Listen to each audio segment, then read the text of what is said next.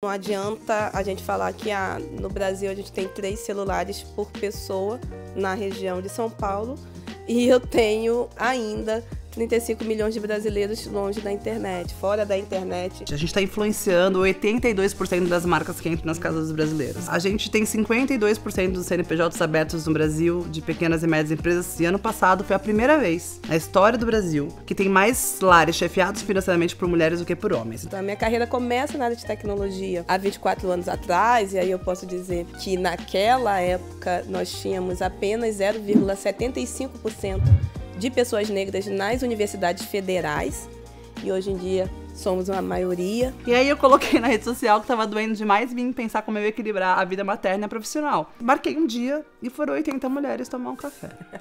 Quando a gente fala de inclusão financeira, não é apenas eu ter um celular que tem uma conta digital que eu estou incluindo digitalmente e financeiramente essa família. Happy hour, gata.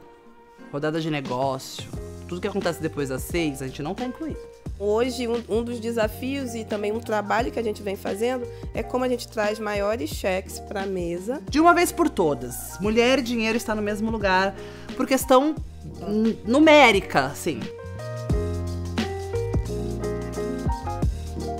Olá, tudo bem? Sejam muito bem-vindos a mais um episódio do AWS Talk Show para serviços financeiros. Nessa temporada, a gente está tratando de temas muito bacanas que vão falar desde tecnologia dentro do setor, até mesmo a parte de inclusão financeira. Meu nome é Aline Bassan, eu sou gerente de contas na AWS, trabalho atendendo empresas do segmento financeiro. Minha missão é ajudar essas empresas a serem disruptivas e a inovarem através de nossas tecnologias. Não percam mais esse episódio da série, estamos esperando por você.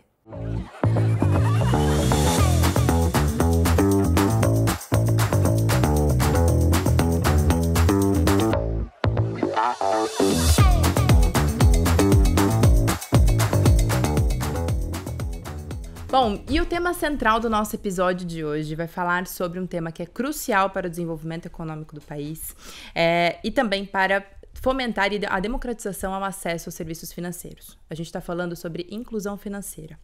E a gente não podia contar com melhores pessoas para falarem sobre esse tema do que duas grandes personalidades do mundo atual que estão trabalhando aqui com a gente nessa discussão tão importante sobre inclusão.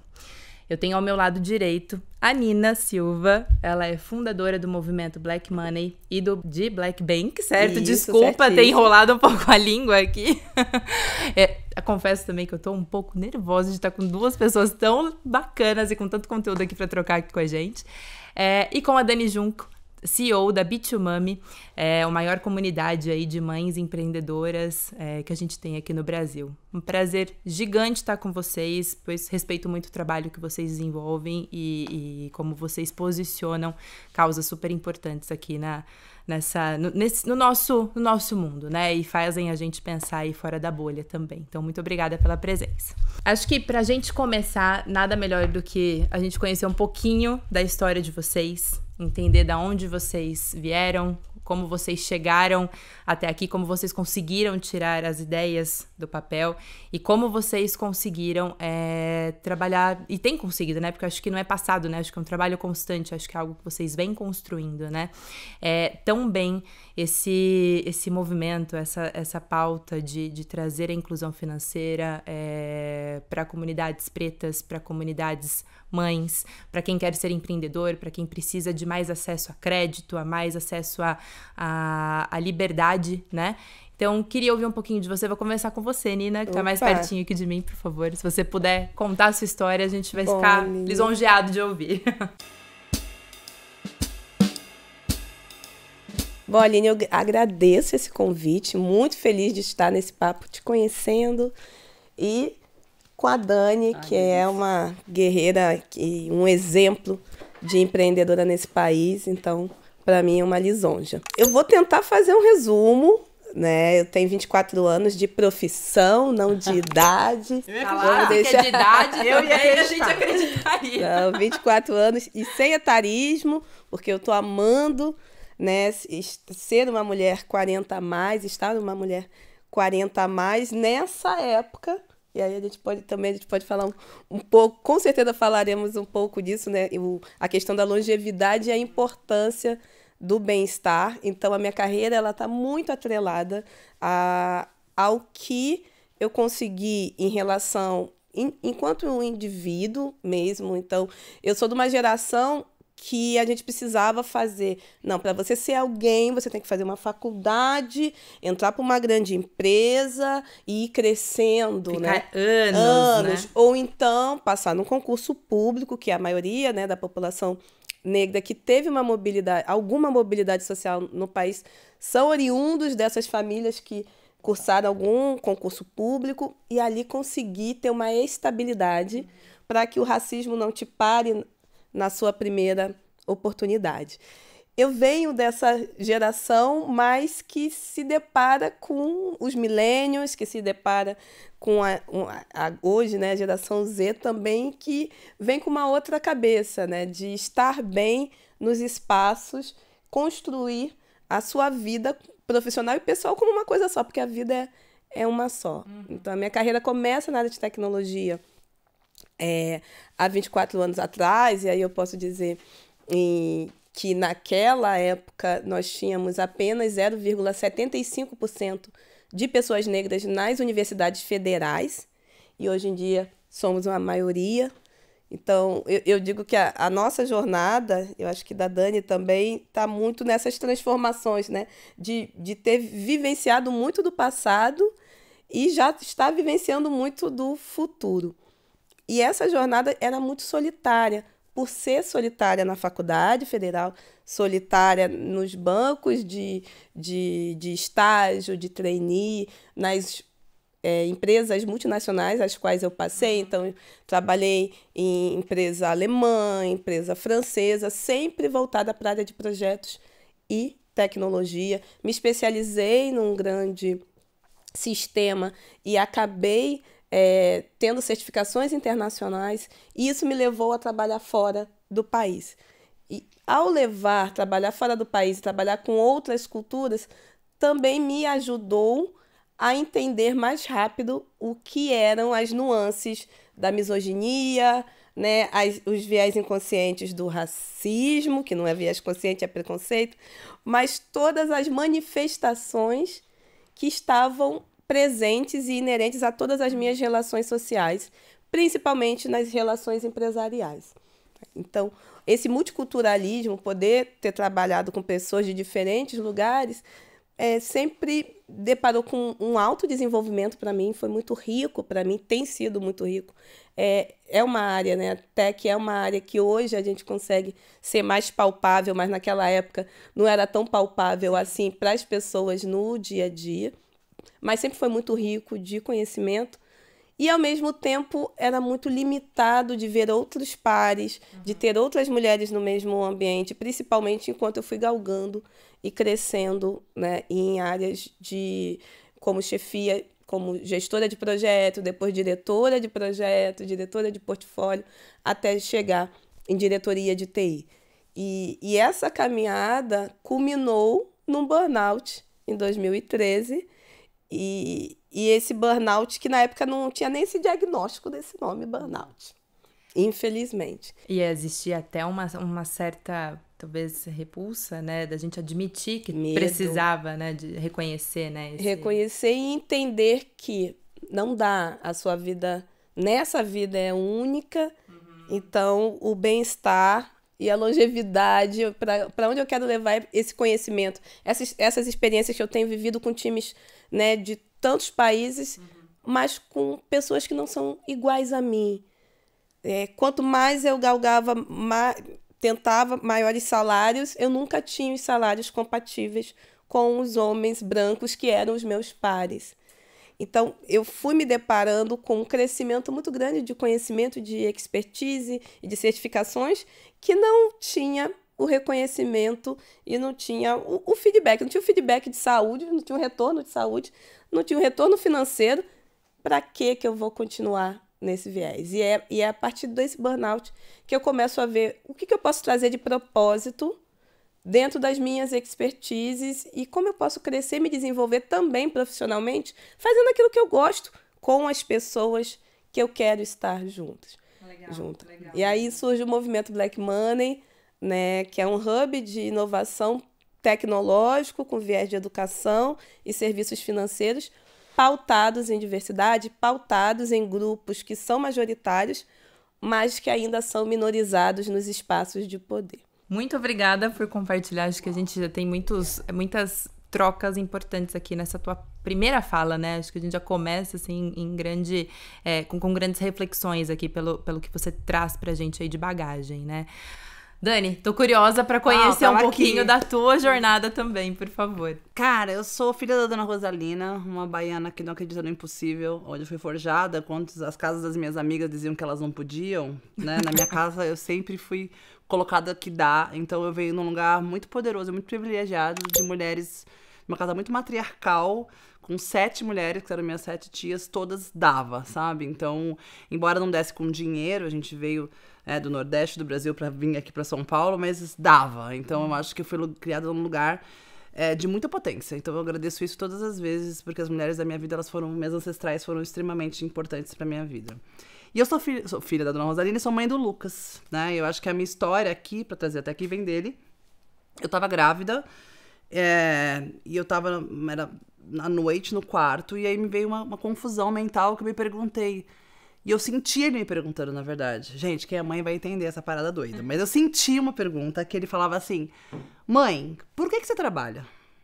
E eu acho que foram tantos anos numa rodinha, um ratinho lá, comprando a brusinha, pagando a brusinha, comprando a brusinha, pagando a brusinha, que eu nunca tinha parado pra perceber por que eu fazia o que eu fazia. E essa pergunta me deu uma dor no coração, e aí eu entendi que maternar é fazer conta, que a gente vai falar aqui hoje, saber com quem contar.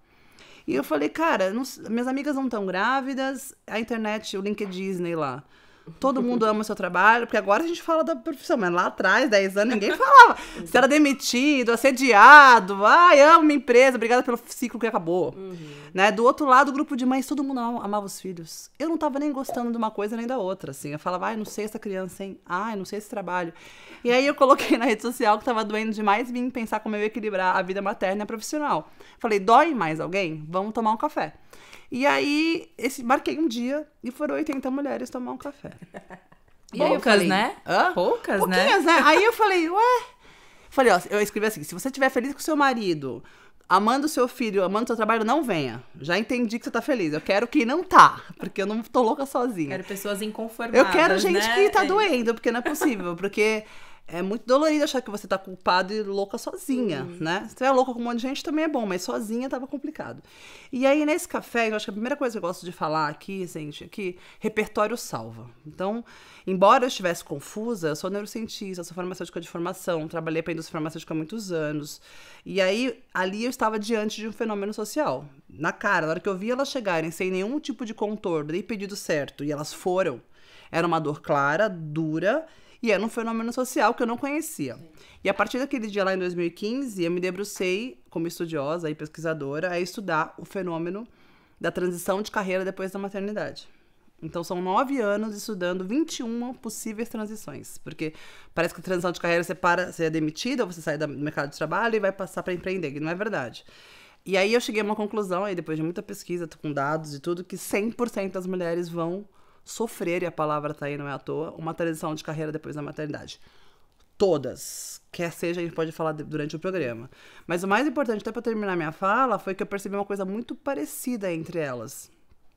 Que elas tinham muita culpa. A empresa queria que elas esquecessem que elas eram mães, e a família queria que elas esquecessem que ela tinha uma carreira. E ela estava ali no meio. Então, todo mundo que amava ela, seus pais, seu chefe, que deveria pelo menos gostar dela no trabalho, que amava ela em casa, era o algoz daquela confusão e aquela pressão daquela mulher, que a gente pode conversar sobre isso mais longínquamente, que eu cheguei a uma conclusão muito grande. Só existe uma liberdade, para mim, que é a liberdade financeira. Qualquer outra liberdade, ela é inexistente. Se ela você te não prende, né? Não, você não consegue se mover, você não consegue decidir. E decidir na escassez, decidir no pouco, decidir na falta, ela não é uma decisão, concorda? Decisão. Ela só é. E aí eu me decidi que eu criei a Bit2Mãe para tornar mães líderes e livres economicamente por meio de educação, assim, que eu acredito. E aí foi isso que a gente começou lá em 2015, e essas 80 viraram 200 mil, e foi muito legal, então muito legal.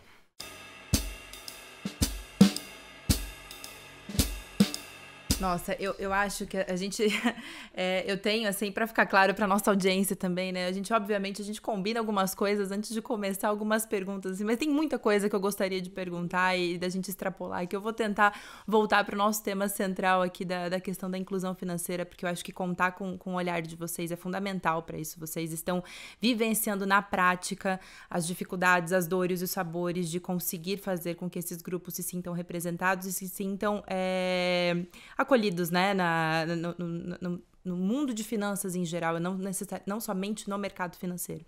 Então, eu queria pegar esse gancho e perguntar um pouquinho para vocês, né, como que vocês viram o histórico dessa evolução da inclusão financeira e como vocês têm visto isso aqui no Brasil, né, na prática aqui no Brasil. Eu sei que vocês têm experiências internacionais, e vocês devem ver também algumas questões fora, né, que podem inspirar, mas acho que aqui eu queria entender no Brasil como que vocês veem essa evolução acontecendo. Vou só dar um contexto que eu acho que é bom de dados, claro, para poder deixar claro de uma vez por todas esse viés sobre dinheiro. Primeiro que nós somos metade da população do mundo e mães da outra metade. A gente está influenciando 82% das marcas que entram nas casas brasileiras. Então, primeiro isso.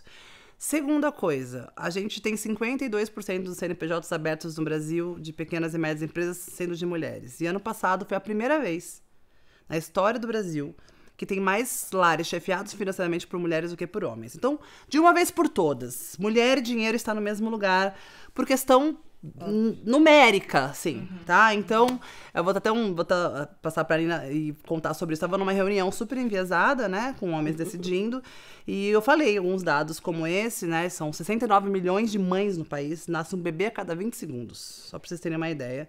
11 milhões de mulheres são mães solo, então elas estão consumindo, influenciando, sem ter um homem decidindo nem nada. E eu tava nessa reunião, e aí eu falando esses dados, aí ele falou pra mim assim, isso não é verdade sobre essa coisa do dinheiro. Eu falei, cara, as campanhas têm que falar com as mulheres, têm que olhar pras mulheres, porque são elas que estão consumindo. Não são. Aí eu falei, o senhor é casado? Aí ele falou, sou. Com uma mulher? Aí ele falou, sou.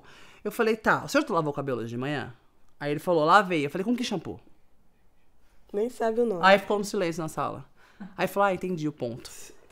Então, eu só queria deixar esse gancho pra Nina. Então, assim, tá? É porque o dinheiro está na mão das mulheres. E aí tem dados do mundo inteiro contando sobre essa transformação financeira, que eu acho que a Nina é especialista aí pra falar. Mas eu queria deixar esse ponto que... É muito importante esses dados. Acho que a nossa audiência gosta de dados e acho que isso ilustra muito bem. Eu acho que se tem algum tipo de dúvida, dados, eles são inquestionáveis, né? Então, acho que quando a gente acordar, gata...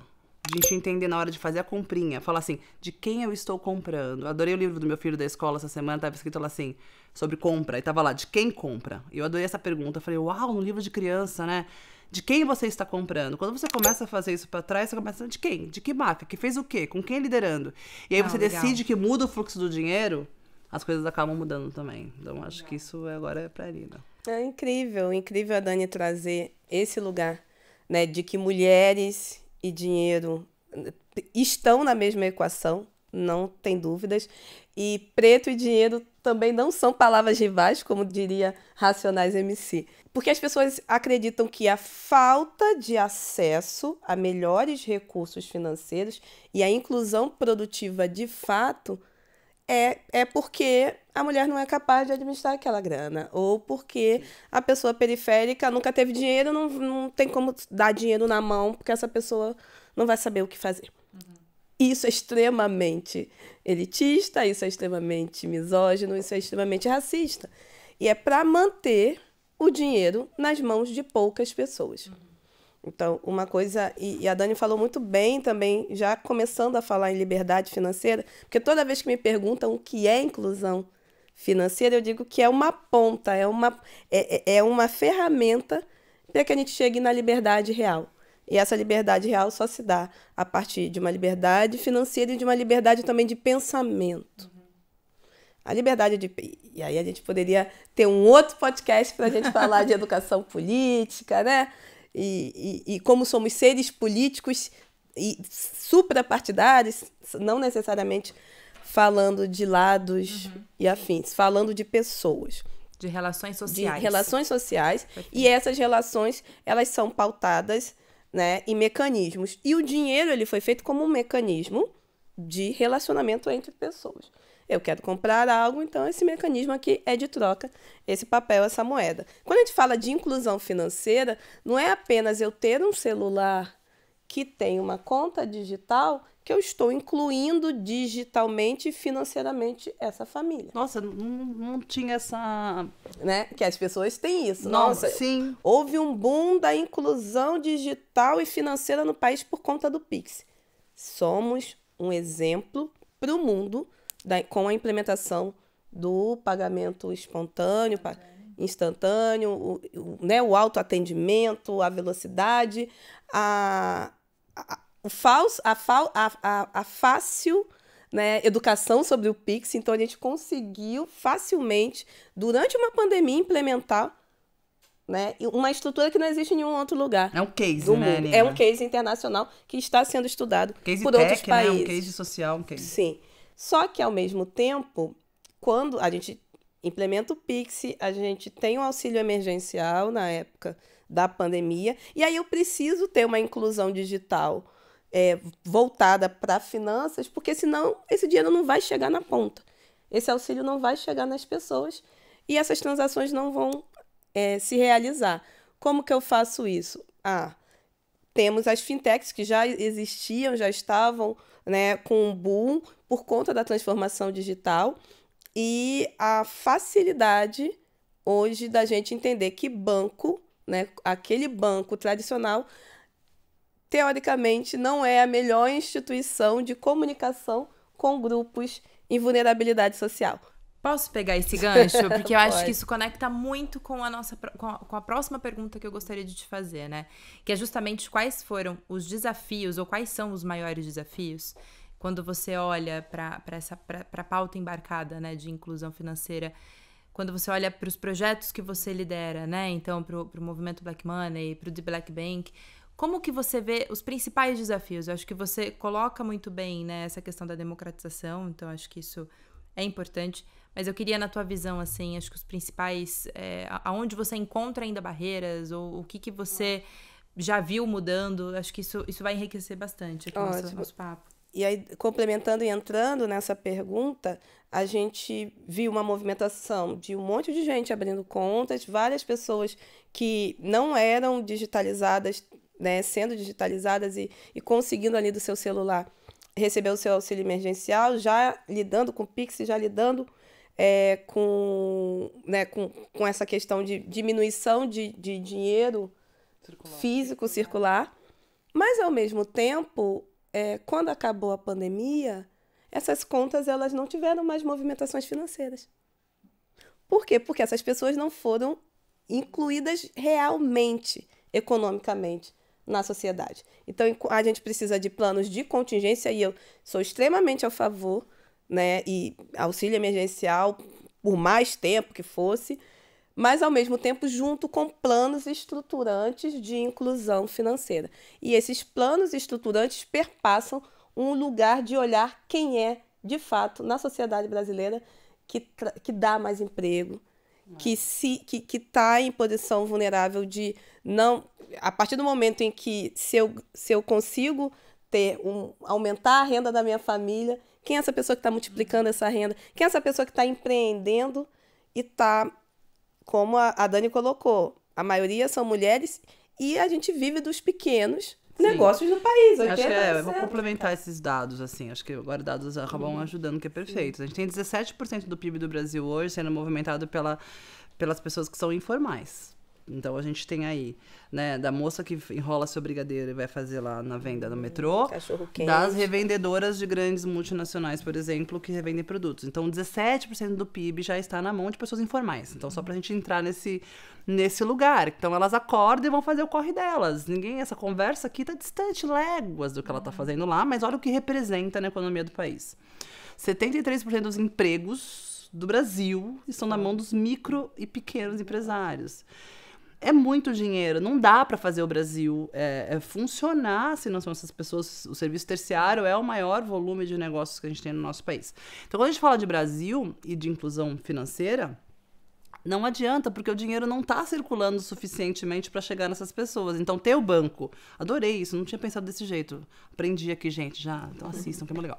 E aí, assim, na hora que você tem um banco lá, que bota o dinheirinho, mas e botar o dinheirinho? O lance é esse, porque você tem um monte de conta aberta e botar o dinheirinho lá dentro. E depois ensinar esse dinheirinho a virar outros dinheirinhos. Isso que eu acho a grande sacada, se você tem aí 73% das famílias endividadas no crédito. E aí, por isso que a educação financeira é a outra ferramenta, junto com a inclusão financeira, para que a gente chegue nessa liberdade. Mas essa liberdade se dá quando a gente enfrenta desafios de acesso a crédito, por exemplo. Quando a gente fala de empreendedoras mães, e a Dani deve escutar muito isso, tem empreendedoras que estão escalando seus negócios. Quando a gente fala de empreendedores negros, tem microempreendedores, sim, tem MEIs, mas também tem pequenos negócios que querem escalar os seus negócios para poder trazer mais tecnologias para dentro do negócio, diminuir teu custo de produção, né, e crescer no mercado. Só que aí não tem crédito para essas pessoas, para esse empreendedor, para essa empreendedora. Porque só tem um microcrédito. Quando tem, é um microcrédito inicial, um capital semente. E foi com essa dificuldade que você enxergou esse caminho aí para caminho de uma cauda longuíssima, porque a gente, no movimento Black Money hoje, trabalha com capital semente para pessoas negras, e 80% são mulheres. Sim. Mulheres negras são as que mais empreendem dentro da comunidade negra, e a maioria são arrimo de famílias, né? Então, essa mulher negra, ela sempre foi quem chefiou o orçamento de casa. Sempre. Esse papo de que o dinheiro lá de casa fica com meu marido, desculpa, pode ser um papo de classe média alta em diante, porque a gente está falando de dinheiros para investimento, de capital para investimento. Agora, para compra de casa, quem escolhe qual é a escola da criança, quem até mesmo fala vai trocar de carro ou não vai trocar de carro, não é. Porque a gente, imagina, troca o carro, a gente não gosta. A gente fica falando uma semana, aí fala, deixa eu pegar o carro que ela quer. A minha mãe esse é um problema que outras pessoas não querem ter, né? A minha mãe, e aquele problema bom de ter também, né? Minha mãe só gosta de carro alto. Ó. Porque aí ela fica mais alta, que ela é uma mulher grande. Eu acho ela maravilhosa. Eu acho que ela tá maravilhosa. Eu adoro isso. Então, esses desafios, eles precisam vir, e a gente sabe que esses desafios são estruturais. Sim. Esse acesso a crédito, porque essa empreendedora, não, mas para que ela quer mais de 10 mil reais para botar no negócio dela? Porque ela precisa aumentar contingente de pessoas nas equipes, ela precisa pagar melhor quem ela está, ela precisa parar de ser... tecnologia.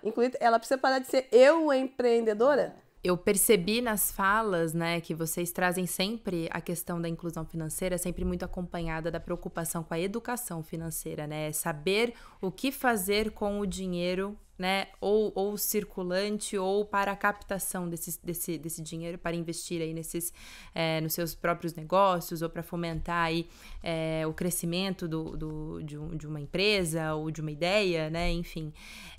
Acho que isso é inegável pelas falas de vocês. Mas, por exemplo, hoje na Bitumami, quais são os desafios que você enfrenta? Assim? Você tem parceiros que conseguem te trazer essas pautas e ajudar a tua comunidade? E depois eu queria também ouvir da Nina nesse sentido, né? Como é que vocês constroem essa rede para fortalecer não somente o acesso, mas também a consciência financeira nesse... Lá a gente divide em 3 grandes pilares. Fazer o dinheiro, né? Então, se ela foi demitida depois da licença maternidade, ou se ela está em transição de carreira, ela precisa continuar o dinheiro. Ela vai retornar para o mercado de trabalho? A primeira coisa que a gente fala, o dinheiro não existe, né? Então, antes de falar de educação, o dinheiro não está mais lá. Então, como é que ela faz dinheiro? Ela vai empreender de que jeito? Ou se ela vai voltar para o mercado de trabalho, de que jeito? A gente ajuda nesse primeiro pilar, primeiro de fazer o dinheiro. Depois que ela faz o dinheiro, onde que ela gera o dinheiro? Como que ela gera o dinheiro? Porque também não adianta, né? Então, eu falo para elas que tem 3 tipos de dinheiro. 3 dinheiros, eu falo. Tem um dinheiro, que é o dinheiro mais legal do planeta, que é o dinheiro do seu cliente. Que é quando você oferece uma coisa, ele compra e te paga. Esse dinheiro. Esse é maravilhoso. Esse é o dinheiro bom, entendeu? Que não tem juros, sacou? Então, esse é o dinheiro do lucro. Então, tem o dinheiro bom disso. Tem o dinheiro de investimento anjo, que aí vai para outro lugar, de outras mulheres, outras instituições que podem colocar. E tem o dinheiro do banco, tá? E aí tem como gerir o dinheiro. Depois que gerir o dinheiro, como faz mais dinheiro com dinheiro, que é um terceiro grande pilar.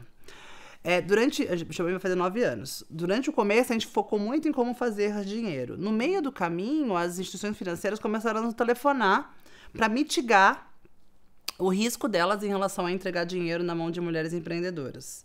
Então, Dani, eu vou te dar uma grana aqui também, você vai fazer o seguinte, eu vou dar o dinheiro para elas, desde que elas passem por um programa de educação da Bit2Money, e aí você olhe para elas na hora do fluxo de caixa, das execuções, porque aí nós dois somados, a gente vai conseguir mitigar o meu risco dela não pagar.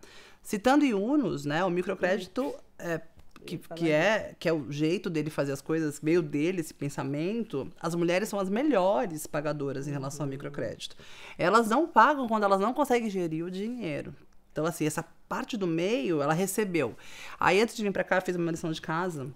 E aí, peguei lá, nossa comunidade é grande, eu botei lá num dos grupos e perguntei, quem aqui tá precisando de dinheiro pra melhorar o seu negócio, ou colocar a sua ideia? E lá, 73% responderam que eu.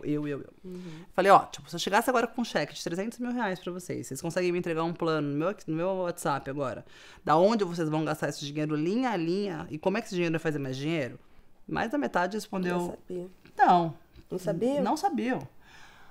Eu falei, linha a linha. Você vai falar, a outra metade que sabia, eu falei, qual o primeiro lugar que vai o dinheiro? Fluxo de caixa.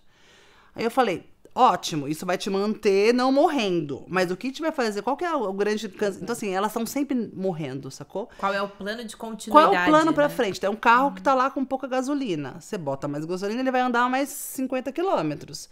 Mas não é outro carro. E aí, como é que faz? Você vai ficar o tempo inteiro pegando dinheiro, pagando dinheiro, botando 50 quilômetros. Não tem que voltar lá para pilar 1.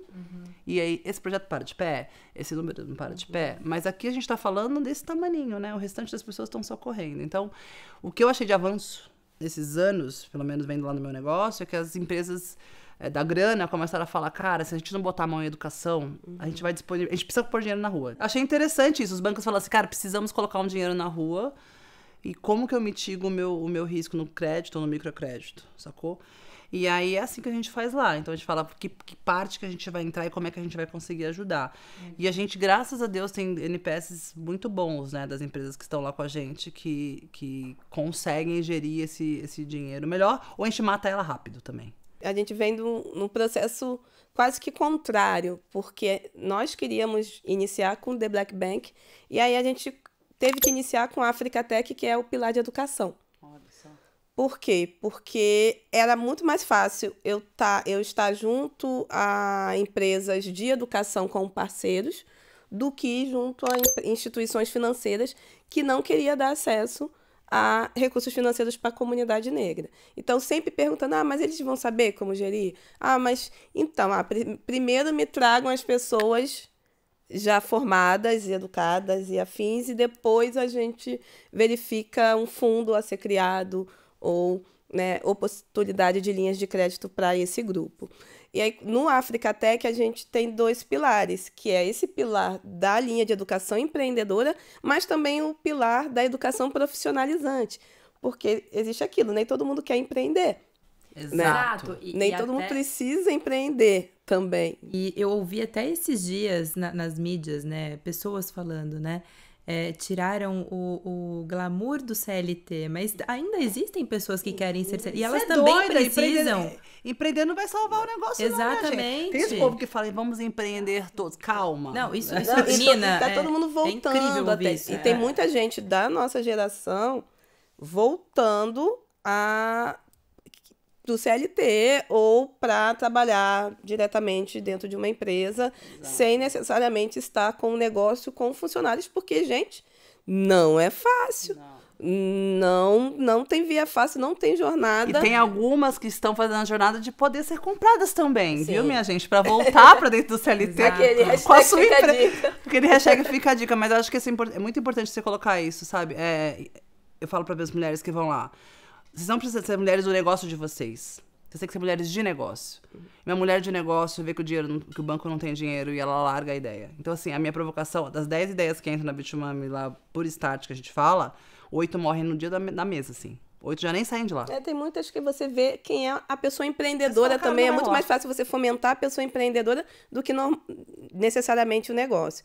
Mas aí, retomando, quando a gente olha a educação profissionalizante e a educação empreendedora, a gente foca aqui em educação financeira para gestão pessoal, e aqui a gente foca em finanças pessoais versus finanças empresariais. Nossa, importantíssimo. Que é uma mola propulsora para a gente poder conectar com uma maior saúde financeira esses produtos de crédito, de microcrédito. Então, hoje a gente cria acelerações e a gente passa ali, às vezes, até 6 meses acelerando negócios de uma região, ou somente no digital, ou híbrido, né? Região mais digital. E aí a gente acelera com professores de diferentes áreas, olhando para aquela região, olhando qual o fomento que precisa também de novos negócios a serem constituídos, porque tem muita gente que, e você deve sofrer isso também na Bitumami, que, não, eu vou empreender em gastronomia, eu vou empreender em estética, eu vou empreender na área de saúde, porque na maioria das vezes, está dentro dos nossos talentos mais... economia real, né? Economia real e economia criativa também. Só que quando eu vou conversar com grande empresa, eu vou conversar com a AWS, eu pergunto para a AWS o que você tem aí de oportunidade na sua cadeia de fornecedores. Quais são os maiores contratos? Porque eu quero pessoas negras fornecedoras para a AWS. Eu quero mães fornecedoras da AWS. Então, muitas das vezes, a gente ajuda a criar novos negócios em áreas de nichos que a gente não tem acesso. Conta um pouquinho um exemplo prático, né, dessa aplicação. A gente tem exemplo que é aí de uma multinacional que veio e falou assim, Nina, mas a gente contrata muito facility. Facility. E a gente, nossa, realmente, tem várias pessoas negras que trabalham em facilities, mas não donas de empresas de facility. Então, a gente abriu, né, oportunidade dentro dos nossos hackathons, que é onde a gente também faz fomento de novos negócios, de pessoas, e demos desafios na área de facilities para poder desenvolver novas empresas no nicho que eu sei que eu vou poder ofertar para a grande empresa, e a empresa não vai dizer, não tenho como contratar mais uma pessoa de estética, porque eu já tenho uma manicure ou uma pessoa esteticista. Então, a gente vem também nesse lugar de criar novos negócios, ou então pluralizar, diversificar negócios e acelerar esses negócios já existentes, para daí a gente conseguir aumentar esse acesso também na inclusão financeira, porque a gente consegue um capital semente, mas não necessariamente a gente consegue fomento para maiores cheques. Então, hoje, um dos desafios e também um trabalho que a gente vem fazendo é como a gente traz maiores cheques para a mesa, né, para essas pessoas empreendedoras, para nossa empresa também, né, porque a gente precisa. Aliás, né, já vou deixar, fica a dica para quem estiver fica a dica. Eu queria pegar um gancho para outro lugar, aí você se vira aí agora, mas porque eu acho muito importante uma coisa, né? Para você falar de dinheiro, colocar dinheiro, gerir dinheiro e fazer dinheiro, inclusão financeira passa por saúde social. Eu vou só explicar, eu vou chegar nesse lugar. As mulheres, como elas cuidam dos filhos, na maioria, 82% das casas, só as mulheres cuidam da criança até os 6 anos, sozinha. Mesmo que o homem seja presente, financeiro, emocionalmente, mas é ela que faz a maioria dos cuidados. Happy hour, gata. Rodada de negócio. Tudo que acontece depois das 6, a gente não tá incluída. Entendeu? O que acontece? Que o dinheiro roda lá. Na jogadinha do tênis, no negócio do futebol, naquela esticadinha depois das 6, das 7. Inclusão financeira é também oportunidade de espaço de fazer negócio. Pode só fazer um complemento aqui, porque aí é uma questão até pessoal minha, né? Então, eu também trabalho com vendas aqui na equipe, e isso é uma realidade. Eu sou mãe de uma menina hoje de 1 ano e 7, quase 8 meses. Isso é uma realidade, né? Eu acho que a gente não leva essa conversa apenas para a questão do empreendedorismo ou de grupos, de repente, que não são hoje protagonistas nesse mundo, mas sim para N outras camadas, né? E é uma consciência que é difícil, por exemplo, até nos ambientes corporativos acontecer também, né? Faz um exercício aí em casa, todo mundo. Bem legal esse ponto. Pensa assim, suas últimas oportunidades de trabalho, para entrar num trabalho, ou último de negócio que você fez, que você pegou dinheiro, que deu certo, que você fechou um cliente, veio do Eds de algum lugar? Não veio. Veio de alguém, que alguém, que alguém, que alguém. Isso é um fato.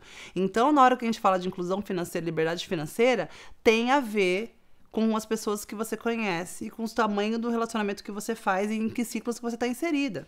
E é por isso, inclusive, que os movimentos que vocês lideram, eles também são muito importantes para aumentar a rede, né? De networking, isso que eu ia fechar. né? Então, a Bitmami hoje atua nesse outro pilar. Então, hoje a gente faz 62 eventos por ano. Quer seja a gente bebendo lá na casa da Bitmami e aí os negócios fazem, que nem aí faz muito amigo bebendo leite, né? A gente faz lá os negócios. Mas aquela hora é a hora da oportunidade de falar, Nina, conheço uma pessoa, cara, que fechou comigo só um pedacinho, eu preciso fechar. Putz, lembrei de você. Nossa, Aline. E essa hora ali, eu falo que a gente vai muito convergindo. Rico. Então, fica a dica que liberdade financeira e inclusão financeira é também espaço para fazermos novos negócios depois que a caneta cai. E isso é importante, cara. Então, não menosprezem a força de estar numa comunidade que está intencionada a te fazer ganhar dinheiro, sabe? Tem isso. As pessoas acham que rede de apoio é a rede de que você vai para fazer a amizade, vai ser todo mundo coleguinha. Não, não necessariamente. Podem até surgir amizades desses espaços. Mas são espaços que vocês têm similaridades, desafios correlatos, mas tem complementaridade que você pode ser intencional. Então, tem aquele negócio que você fecha que, cara, eu consigo fazer esse contrato 50%. Essa outra parte eu não consigo dar conta. Eu vou chamar a Dani faz muito isso. Pra gente fazer uma collab, pra gente atender esse contrato maior. Já peguei concorrência que tinha duas... Eu tava concorrendo com outro projeto e tinha um outro projeto aqui assim, né? E nós duas mulheres e ele tinha um outro projeto de um rapaz que ganhava praticamente todos eles. Aí eu liguei e falei, gata, não vamos concorrer não. Vamos pegar junto. E vamos montar um projeto único e vamos sobrepor e a gente ganhou, entendeu? Então, assim, hackear o sistema da independência e do fluxo financeiro é sobre presença. E a gente sabe o quanto é difícil uma mulher hoje, principalmente uma mulher negra, estar presente nesses espaços, entendeu? Então, a gente tem que criar essas oportunidades mesmo, a forceps, né? Horrível essa palavra, mas é isso, com força, com um empurrão, mas é isso mesmo pra gente que a gente consiga fazer com que as pessoas entrem. Então, a Mafone tem uma frase maravilhosa, uma Mafone Odara é uma mulher incrível, uma mulher preta maravilhosa, que me ensina, que me aprende, minha amiga, e ela falou uma frase na Bitmami que eu nunca mais vou esquecer, que contrário de privilégio é responsabilidade. Então, quando eu entro, irmã, eu boto o pé na porta assim, eu fico só esperando quem mais vai entrar. Até eu tirar o pé da porta, já entrou, passou umas 10, ninguém nem viu. Então, só queria trazer isso para quem está assistindo. Essa intencionalidade. Pegou o dinheiro do microcrédito, vai precisar vender os seus produtos. Isso só acontece em comunidade, então acho que é para isso. Sabe? Deixa eu entender um pouquinho, então, acho que a gente tem falado bastante aqui de conexões, o como isso é importante, de acesso, né, à educação, como isso é importante. Acho que isso, assim, são chave para a inclusão financeira. Mas eu queria também entender no pensamento de vocês, como vocês veem a tecnologia catalisando esse acesso, essa inclusão, né? Então, eu queria, até pelo teu background também nesse mundo tech, né, Nina? Tendo passado aí por experiências que te não incluíram em alguns momentos e que te trouxeram para essa consciência de colocar isso na tua jornada, no teu propósito, né? De mudar a história de quem vinha, né? Atrás aí de você. Conta um pouquinho como você enxergou a tecnologia inserida nesse contexto, por favor. A tecnologia, ela só é inserida nesse contexto a partir da democratização.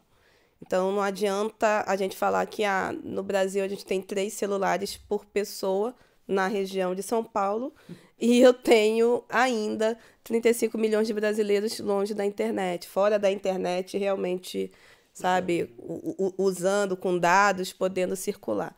Então, não adianta eu ter todo mundo sabendo como fazer um Pix, mas eu não ter dinheiro na conta para poder fazer o Pix, e muito menos um celular que possa ter, né, um fluxo de dados sem necessidade de eu estar botando crédito nesse celular para poder realizar essa transação. Então, tecnologia é meio. Toda tecnologia, ela é social. Toda e qualquer tecnologia é para benefício de pessoas. Toda e qualquer tecnologia é para ampliação de impacto. Então, não existe tecnologia de impacto, tecnologia social. Todas são para isso. É para amplificar, né? E otimizar recursos. Para quê? Para que seja menos custoso para chegar em mais pessoas, mais rápido e com melhor qualidade. Então, entendendo isso, a gente não pode entender democratização de um 5G sem o 5G estar no país inteiro. Eu não posso entender uma democratização do uso a gente vai falar de inteligência artificial, sem esse uso vir também com a educação, com a informação de como isso é utilizado. Então, tecnologias do hoje, cibersegurança, né? É algo... Até mesmo a própria LGPD, ela vem como uma tecnologia de segurança para os nossos dados, mediante a tantos periféricos e tantas empresas atrás dos nossos dados.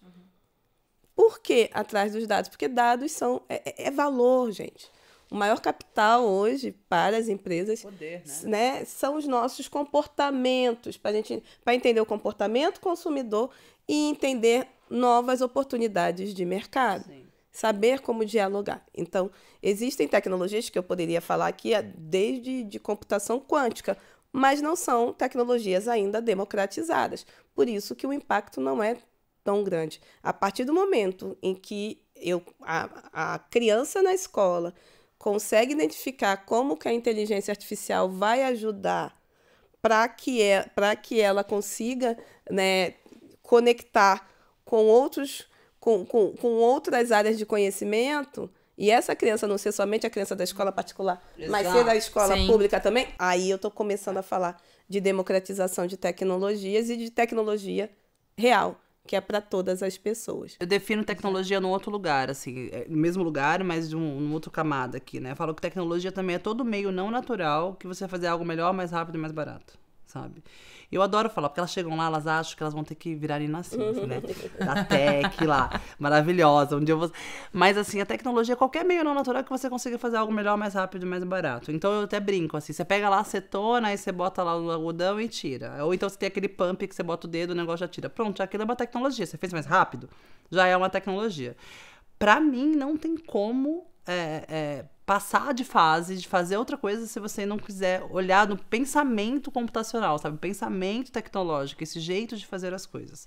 Mas acho que a Nina pode... Não sei se ela vai corroborar com a frase, que é o seguinte. Eu acabei de chegar num dos maiores festivais de tecnologia e inovação do mundo, e eu vi a tecnologia sendo feita e falada para as pessoas igual isso foi feito lá em Aristóteles, lá atrás, assim. Então, eu ainda acredito... Eu adoro quando ela fala isso. Cara, não é tecnologia sendo democratizar. Fica a provocação também para que as mulheres estudem tecnologia e comecem a fazer as tecnologias para a gente conseguir aí realmente que chegue na maioria das pessoas. E deixa o convite para o Africa Tech, que é uma plataforma nossa de tecnologia que qualquer celular pode baixar e você vai ter acesso a estudar gratuitamente, introdução à ciência de dados. Para mim é isso aí, marketing digital, isso aí do jogo. Com inteligência artificial, e hoje eu preciso formar pessoas negras e outras pessoas em vulnerabilidade social, pessoas diversas, para também trabalhar esse algoritmo, para dialogar com todo mundo. Senão só vai dialogar sempre com as mesmas pessoas e manter o recurso digital e o recurso financeiro nas mãos de poucas pessoas. Não, eu acho que os pontos que vocês trouxeram, assim, eles são muito ricos, assim, para nossa discussão, né? Porque não existe inclusão sem informação e sem evolução também, né? Então, acho que esses são pontos, assim, fundamentais. E eu ia até perguntar, acho que vocês trouxeram alguns pontos, né? De fora para dentro, então, o que vocês estão vendo fora e que ainda pausa ou deixam mais lento a evolução, né, dos grupos que a gente tá buscando aqui evoluir, tá discutindo a respeito. Mas de dentro para fora, né, o que vocês ouvem, por exemplo, dentro da Black Money, dentro da Bit2Mami, de dificuldades ou de insights ou de ideias que já estão saindo do papel? O que vocês estão vendo, assim, na prática nesses movimentos que vocês lideram? Vou dar uma visão otimista, tá? Nunca foi tão fácil fazer. Essa é a verdade. Então, assim, quando você consegue ter uma educação de qualidade como a Africa Tech, e nunca foi tão fácil fazer. Na minha época, sentar que eu ia fazer uma apresentação, que eu ia fazer um vídeo, que eu ia jogar uma startup, que eu ia fazer isso é inimaginável, assim, inimaginável. Hoje nunca foi tão fácil fazer. O lance é como você não enxerga pessoas iguais a você fazendo, você também nunca acha que você consegue, sabe? Então, eu acho muito interessante, estou muito otimista. De dentro pra fora, eu percebo assim, dá sim, hein? Você sabe que um dos nossos cursos que a gente dá lá de uma coisa muito simples, que é editar numa plataforma de edição de vídeo, por exemplo, tá? Então, a última formação que a gente fez com mulheres refugiadas junto com uma instituição, a gente ensinou elas a editar nessa plataforma. Elas saíram de R$0 para R$3.000 por mês. Você consegue entender o que é para onde uma família vai? Editando vídeo na plataforma e mandando editado com legenda. Ai, mas o Instagram faz... A pessoa não quer fazer. E ela vai pagar R$300 lá por vídeo editado, cara. Então, você estuda um pouquinho de copyright. Você não sei esse nome difícil. História. Aí você sabe executar uma história, sabe editar. Então, assim, eu acredito também que nunca foi tão fácil de fazer. E aí, eu acho interessante a Gen Z, e a geração do meu filho agora, que nem é mais Gen Z, eu acho que é X, né? Elas sacaram isso. Então, muitas empresas estão com muita dificuldade em utilizar pessoas para venda direta, em utilizar pessoas para... O que é um bom negócio também, mas o TikTok hoje, na verdade, na hora que você faz um vídeo lá, dependendo de como você estourar, as meninas mais jovens estão olhando para plataformas também que dão dinheiro de outro jeito. Sim. Então, provocar a internet, eu vou ganhar mais dinheiro, então também as pessoas estão usando a tecnologia para o negócio delas, né? Então, as que crescem muito começam a entender a importância de estar na nuvem, começam a entender a importância de estar conectada. Também... Eu estou muito otimista com isso, porque antes era um negócio tão inimaginável. Hoje você fala, nossa... Era inalcançável. Era inalcançável. Não, isso aqui não pode estar no meu computador, não. Uhum. Eu já sei disso, então eu acho que isso é muito maravilhoso. Já sei que não pode estar aqui, precisa estar em outro lugar para eu conseguir me movimentar. Então eu tô otimista, assim, sabe, com esse lugar. Lá no movimento Black Money a gente tem muito o desafio das pessoas da recorrência. Então as pessoas... E continuidade das coisas. Então você tem a questão de matar... Né, um leão por dia dentro do teu negócio, ou eu preciso virar rápido, preciso arranjar um emprego muito rápido, porque estou passando por determinada dificuldade. Então, para a gente consegue muitas vezes captar esse aluno que vai fazer aquele curso, e a gente já conecta quem tirou a certificação do curso com vagas abertas em empresas. E aí, muitas das vezes, não consegue aquela oportunidade. Como que a gente mantém a resiliência e consegue manter essa pessoa dentro do nosso fluxo de educação para a inclusão produtiva, né? E quando a gente fala dessa pessoa empreendedora, como que essa pessoa ela consegue utilizar as ferramentas, ver no próprio negócio como que essas ferramentas elas são utilizadas, mas, ao mesmo tempo, como que isso vai para crescimento, né? Qual o próximo passo? Nossa, consegui, facilitou o meu dia a dia, mas agora eu não estou conseguindo crescer, não estou conseguindo explorar mais os meus produtos, performar melhor. Né? Qual é o próximo passo? Eu tenho hoje o meu fluxo de caixa saudável, qual é o meu próximo passo? Então eu vejo que ainda o lugar do humano, né, dentro das instituições, principalmente instituições que dão esse suporte, o apoio para a vida, para a longevidade de negócios, é crucial ter esse reconhecimento intencional. Então, de manter ali o lugar humano, de manter o lugar criativo de falar, não, agora você pode ir para a próxima fase, vamos juntos para a próxima fase. Nossa, se deixar esse papo flui, acho que dá mais 2, 3 episódios só eu adoro falar de dinheiro, minha filha. Ganhar dinheiro, usar dinheiro. Não, né? Acho que todas nós, acho que aprendemos aqui algo que, assim, né? Mulher e dinheiro estão na mesma frase. Eu acho que poder trazer vocês aqui como uma representação dessas vozes que eu não diria mais que estão caladas, mas que elas ainda estão gritando e elas precisam ser ecoadas, é muito importante. Eu queria fazer uma perguntinha assim pra gente diminuir um pouquinho, né, desse ritmo frenético que a gente tá. O que vocês fazem com tanto... Assim, vocês têm tantas ideias na cabeça, acho que tanta coisa passando na mão de vocês no dia a dia. É isso que eu tô medicada, hein? Mas o que vocês fazem pra baixar um pouco essa adrenalina e pra conseguirem, assim, até ajudar o tédio criativo, né? O ócio criativo, exatamente. Então, conta um pouquinho pra gente qual que é a dica de vocês, por favor. Olha, eu sou uma pessoa extremamente dos streamings, assim. Eu adoro ver séries. Amo. Eu sou uma pessoa também que trabalhei muito roteirizando. Eu tenho livros lançados em poesia, né? Eu tenho uma outra área que eu me debruço. Então, eu tento escrever na mão, sabe? Ninguém imagina a Nina Silva ali, né? E quando eu ainda mantenho nas telas, eu tento não ser o celular, tipo uma TV, uma série, tipo Blá, né? Muitas vezes drama policial, tal, uma coisa assim. Nós falávamos no backstage sobre novelas, né? O Nossa, quanto nós adoro. gostamos de novela. Então você também... Eu sou das séries. Mas é novela no streaming, você vai amar. Né? Agora tá com esse negócio, né? Mas, e aí tem o lugar também da 40 a mais. Que aí o lugar da 40 a mais é você precisa fazer exercício físico todos os dias. E como que isso não fica de obrigação, mas fica para um lugar realmente de qualidade. Então, eu, né, abarquei a musculação num lugar meu diário de bem-estar, junto também com tentativas de aromaterapia. Então, tento fazer aquele banho quente com aromas, tento fazer o banho frio, banho quente. Então, tem algumas práticas que parecem, né, de coach. Eu não sou coach, tá, gente? Mas eu posso dizer para vocês que o detox é necessário. Seja vendo besteira, né, na TV, mas sem aquele compromisso de estar vendo mensagem de rede social, sem aquele compromisso de estar respondendo às pessoas. Sem ativações, Sem ativações. E como Legal.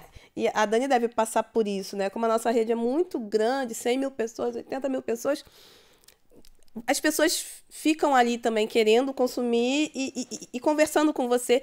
E muitas das vezes você quer saber do negócio da pessoa, você quer ajudar a pessoa, mas não dá para 24 horas você estar pensando o tempo todo em negócios. Então, eu tento juntar qualidade de vida e educação, né? Essa parte do corpóreo, da necessidade para a longevidade. Ritual completo. Junto com as práticas de antigamente. Então, a novelinha, o streaming, a série, a escrita. Muito bom, Nina. Dani, você sendo... Eu jogo vôlei de areia. Eu sou que demais! Então eu jogo praticamente todos os dias, 6h30 da manhã. Eu moro em Santos, né? Então já ajuda a descomprimir qualquer coisa. Basicamente carioca. Basicamente. Então o esporte me deixa com a atenção super plena, assim. É um esporte super complexo, né? Um vôlei de areia. Então jogar me deixa isso. E eu tenho um filho de 10 anos que é extremamente lúdico, que me tira desse lugar também de velocidade. Ele tem uma velocidade muito diferente da minha e eu adoro esse lugar de mamãe, só mais um pouquinho, deita aqui. Daí, porque se deixar, vamos, Lucas, vamos fazer alguma coisa, vamos para outro lugar. E ele é essa pessoa que fala, vamos assistir mais um episódio, tá tudo bem, sabe? Ele me dá esse lugar e eu escrevo. E aí eu falei para as meninas lá fora, tem uma doideira, assim, eu leio e aí depois eu faço um roteiro de filme com elenco para aquilo que eu li de todos os livros que eu leio. Olha que loucura. Eu acho... Você acha que eu relaxo fazendo isso. Eu acabei de ler A Biblioteca da Meia-Noite. Montei lá todo Olha aí, roteiro. produtoras, temos eu escrevo um roteirinho, Exatamente. Aí depois falo, essa pessoa seria os profissionais. E aí eu faço isso na minha cabeça. Tem livros escritos assim, ó. Li esse livro, seria esse elenco, seria esse filme, é isso. Muito bom, muito bom. E engraçado como vocês têm até essa questão, esse hábito da escrita, né, em comum, né? Achei bem interessante. Eu falo que tem coisa que só cura na escrita. E leva para outro lugar, né? Sai. Legal. Leva para um outro lugar. Não queria terminar, mas preciso. Escutei o pessoal também que tá... Pois é. Olha, muito obrigada mais uma vez por vocês terem participado aqui desse nosso papo. Foi, assim, uma delícia. Foi só aprendizado. Acho que não só para quem tá assistindo. Eu, pessoalmente, falando aqui com vocês, tendo essa troca olho no olho. Obrigada pelos ensinamentos, pelas conscientizações que vocês nos trouxeram, pelas provocações. Acho que elas são bárbaras e era isso que a gente visa, né? Trazer aqui para o nosso público. Espero encontrá-las e ter outras oportunidades de estarmos presentes. E queria mais uma vez agradecer aqui quem ficou com a gente até agora. Obrigada mais uma vez por nos acompanharem. Obrigada por trazerem também as suas expectativas aqui para ter um aprendizado diferente, né? Então, a gente buscou aqui na série trazer tudo que pode ser complementar, né, ao mundo dos serviços financeiros, e é inevitável ouvir pessoas que estão trabalhando aí na ponta para fazerem acontecerem, com grupos ainda que estão dia a dia em busca de maiores oportunidades aqui com essa indústria. Então, muito obrigada. Obrigada. Até a próxima. Obrigada a você.